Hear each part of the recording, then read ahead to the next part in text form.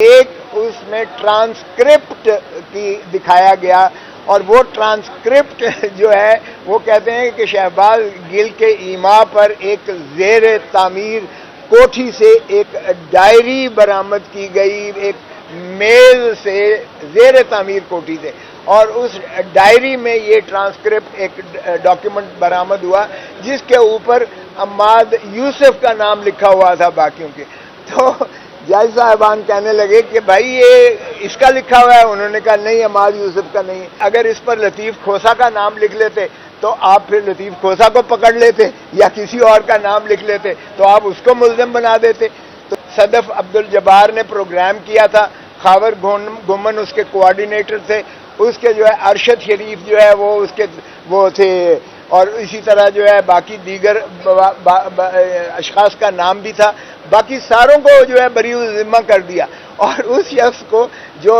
کراچی میں بیٹھا ہوا ہے انہوں نے کہا یہ چیف کوآرڈینیٹر تھا ARY کے پروگرام کا، لہذا اس کی جو ہے وہ سارے بے گناہ ہیں۔ تو یہ عماد یوسف کہاں سے بیچ میں آ گیا؟ میڈیا کا، آزاد میڈیا کے گلا دبانے کے مترادف ہے، جو نہ صرف انسانی حقوق کی پامالی کرتا ہے، آرٹیکل 19 جو یونیورسل ڈیکلیریشن ہے اس کی خلاف ورزی ہے۔ یہ جب مقدمہ درج ہوا تو پاکستان کی نہ صرف ساری جرنلسٹ برادری نے، پریس اور پرنٹ الیکٹرانک میڈیا نے اس پر بہت زیادہ برہمی کا اظہار کیا، بلکہ بین الاقوامی طور پر بھی اس کو یہ متصور کیا گیا کہ یہ میڈیا کا، آزاد میڈیا کے گلا دبانے کے مترادف ہے، جو نہ صرف انسانی حقوق کی پامالی کرتا ہے، آرٹیکل 19 جو یونیورسل ڈیکلیریشن ہے اس کی خلاف ورزی ہے، بلکہ آرٹیکل 19 جو ہمارا آئین کا ہے اس کی بھی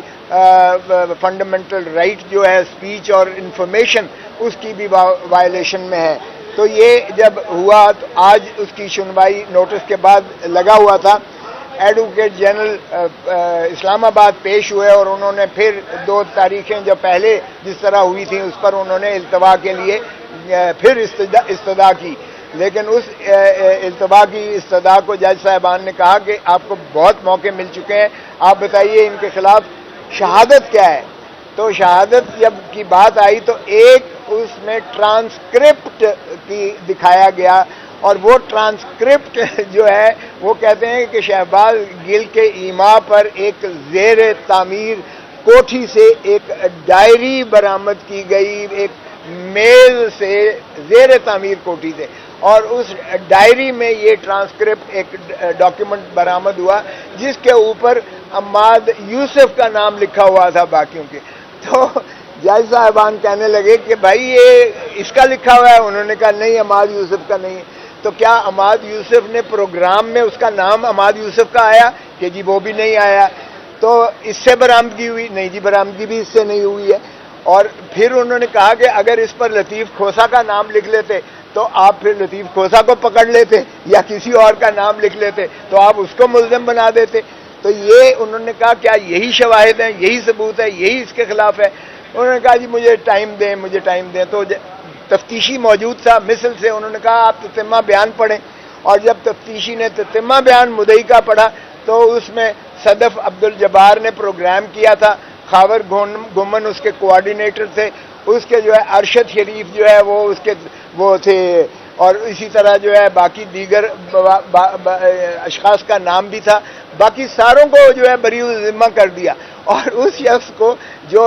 کراچی میں بیٹھا ہوا ہے انہوں نے کہا یہ چیف کوآرڈینیٹر تھا ARY کے پروگرام کا، لہذا اس کی جو ہے انہوں نے کہا یہ کیا بات ہو گئی، پروگرام جو ہے یہاں ہو رہا ہے، کر اس کو جو رہی ہے وہ آپ کی ملزم نہیں ہے، جو خاور گمن جو اس کو کوآرڈینیٹر کر رہا ہے وہ ملزم نہیں ہے، وہ سارے بے گناہ ہیں۔ تو یہ عماد یوسف کہاں سے بیچ میں آ گیا؟ اس کے علاوہ انہوں نے کہا شہادت بتائیے گا، تو کوئی شہادت ان کے پاس نہیں تھی، اس لیے جج صاحبان نے کہا کہ ٹھیک ہے ہم آپ کو آخری موقع دے رہے ہیں، لیکن اگر یہی شہادت ہیں تو آپ سوچ لیں کہ اس کے بعد بھی کوئی جواز بنتا ہے۔ تو میں نے عرض کی کہ جناب اس سے